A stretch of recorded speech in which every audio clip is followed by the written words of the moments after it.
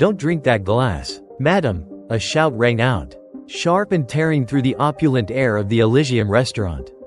The music stopped. All conversation, all clinking of cutlery, fell silent. Dozens of high-status guests turned their eyes in unison toward that sound, toward a dark-skinned boy in a worn waiter's uniform racing across the red-carpeted ballroom floor.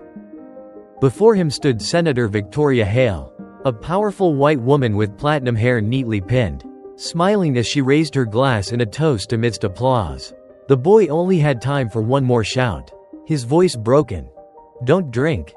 Then, crash, the red wine glass knocked over, shattering. Deep red liquid spread across the banquet table, staining the pristine white tablecloth like a blossom of blood in the midst of a lavish party. Nobody could react in time. A man sneered with a mocking laugh, "Good heavens! Is this boy out of his mind?" A woman gasped, "Who lets the cleaning staff go rogue like this?" Security rushed in, seizing the boy. The mop he had dropped tumbled to the floor. He trembled, sweat beaded on his forehead. His hands were raised as if protecting someone, his gaze locked on the spot where the wine spilled, not wavering for a single second. Senator Victoria stood stunned, surprised. Then her expression shifted subtly. A heavy silence descended over the room. All that could be heard were drops of wine clinking onto the marble floor, mingling with the boy's ragged breathing. No one understood what had just happened. No one knew why a floor cleaner dared to shout in the midst of the city's most powerful people. But in those terrified eyes, there was something real, something no one could turn away from. Why did he do that? And in that glass, what was there, after all? His name was Jamal Carter, 17 years old. A thin black boy, orphaned of his mother at age 12. His father had abandoned them earlier, leaving him to live with his aunt in a slum in the southern part of the city. During the day, Jamal attended public school. At night, he worked as cleaning staff at the Elysium restaurant, a place dubbed the paradise of the white upper class. In his dark blue uniform and shoes worn at the heels, Jamal was almost invisible under the warm golden lights. He swept floors, polished glasses, cleared tables, and listened to the stories of adults about power, politics, money. Occasionally someone would joke derisively, "Hey kid, sweep thoroughly. Don't let any wine drops stain my $1,000 shoes." He would only give a thin smile, because Jamal knew, if he answered back, he'd lose his job immediately. Yet behind those silent eyes lay a bright mind. Jamal had once been the top chemistry student in his school. He liked to experiment, mixing solutions to see how they would react. When his mother was alive, she often said, "You may be poor, Jamal, but knowledge will make you free." His dream was to become a chemical engineer in a laboratory, a dream that seemed small, yet distant for a black boy who swept floors. Senator Victoria Hale, 55 years old, was a symbol of social justice. A veteran senator, now running for governor of the state with the slogan, "Equality for All." On television, she spoke of human rights, ending racial discrimination, and the future of children like Jamal. But tonight, in this grand party, Jamal saw only a powerful woman he never dared look straight at. And then there was Richard Voss, the restaurant's manager, a white man who always wore a forced smile, a deep red tie, and a cold gaze. He disliked Jamal, often finding reasons to scold or humiliate him. "You just stay quiet and do your work. Nobody here wants to hear you speak." No one knew that Richard had ties with a clandestine corporation, people plotting to bring down Victoria Hale's campaign. That night, Elysium was closed off for the senator's private gala with major donors.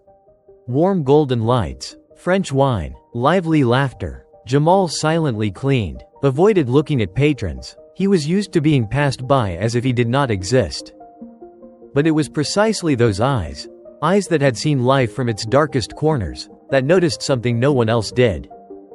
When Victoria left the table to take photos with guests, Richard stealthily took from his suit pocket a small glass vial, dropped a few clear drops of liquid into her wine glass, then calmly stirred.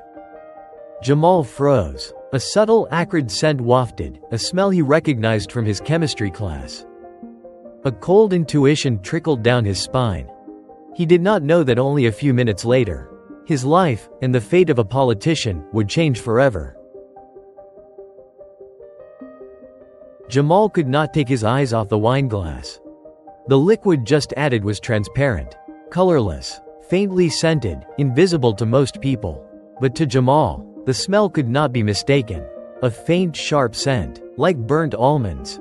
Cyanide. A poison that kills within minutes if ingested. Jamal had read about it when doing experiments in chemistry class. And now, that scent appeared amid this luxurious party. He swallowed hard. His whole body shook.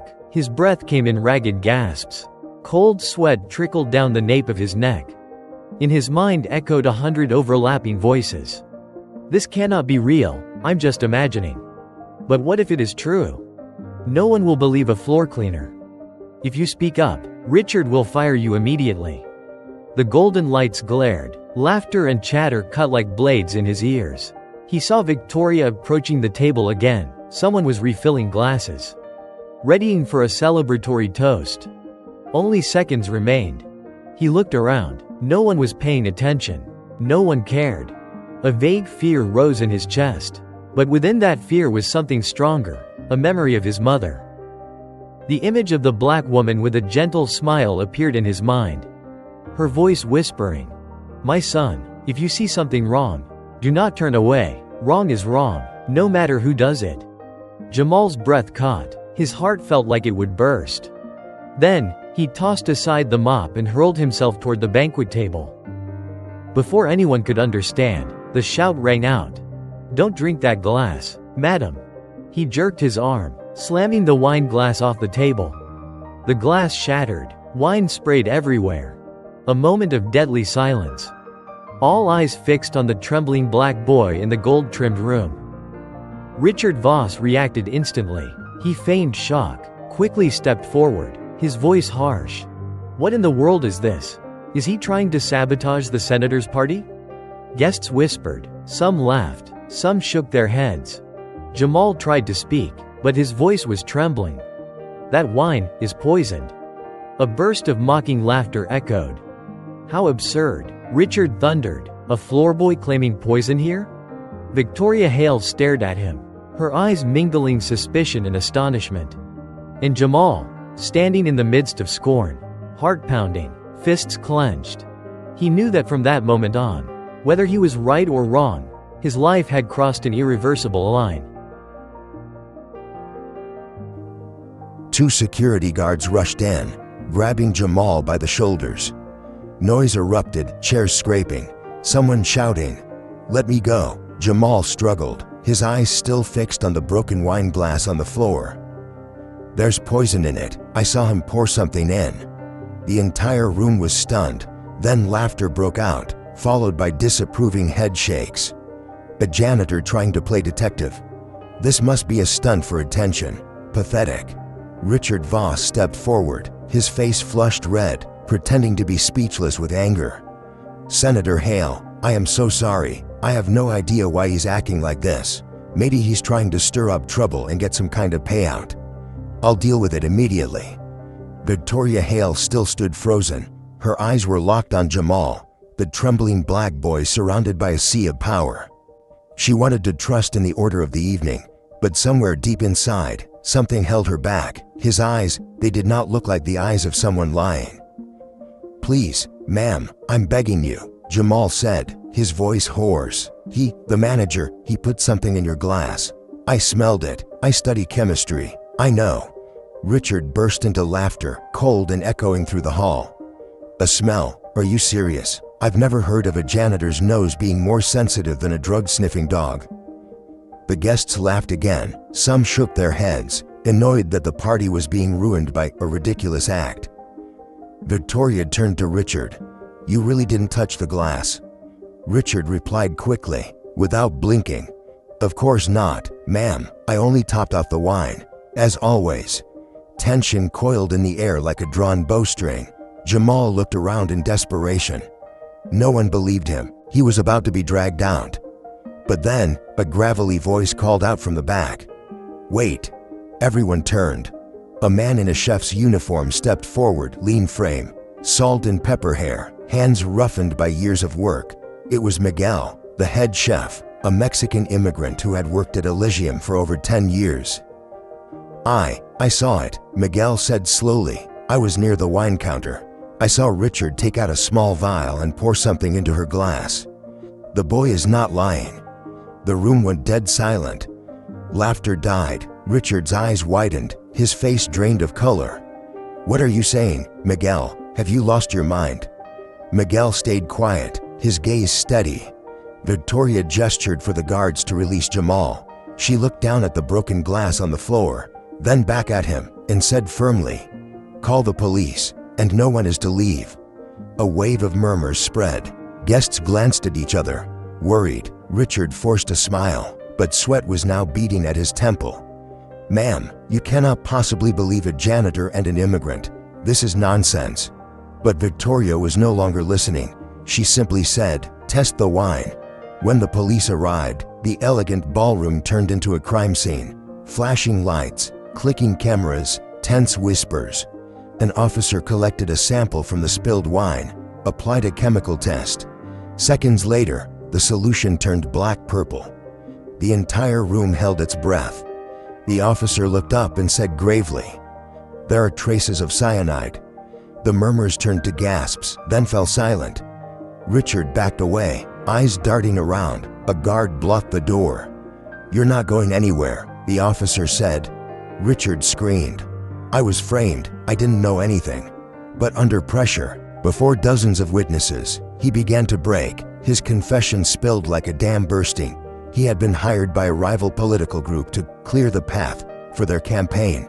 All he had to do was make Victoria disappear quietly. Victoria stood frozen. Her entire career had been built on justice and truth, and yet, she had almost become a victim of the very political darkness she fought against. Jamal stood still, his heart pounding. Camera flashes lit up the room. People whispered everywhere. He had no idea that in that moment, when a floor cleaning boy dared to shout into the heart of power, all of America would stop and look his way. Richard Voss was led away in handcuffs. Cameras flashing, voices buzzing. The once glorious hall was now wrapped in heavy silence. Those who had laughed at Jamal now avoided his gaze, their heads bowed. Victoria Hale walked toward him, her heels clicking softly on the cold marble floor. She stopped in front of Jamal, the black boy standing still. His uniform stained with wine and sweat, eyes still wide with shock. A long pause, then she spoke, her voice catching. "You saved my life." Jamal looked down, his voice trembling. "I just did what I thought was right." Victoria nodded gently, a deep emotion flickering in her eyes. "You did not just save me, Jamal. You reminded me why I started this path, for people like you. People society often does not see." Flashlights from reporters lit up the room. The story spread faster than any campaign ad. The next morning, hundreds of major newspapers ran headlines. "Janitor saves governor candidate's life." The story of the brave young black janitor became a new symbol of courage and truth. Jamal was invited to interviews, but he simply said, "I'm not a hero. I just couldn't stay silent knowing someone was about to die." A week later, Victoria publicly thanked Jamal during a press conference. She held his hand in front of hundreds of cameras and declared, "I will personally sponsor Jamal Carter's education so he can study chemistry and use his knowledge to protect lives, not destroy them." The crowd erupted in applause.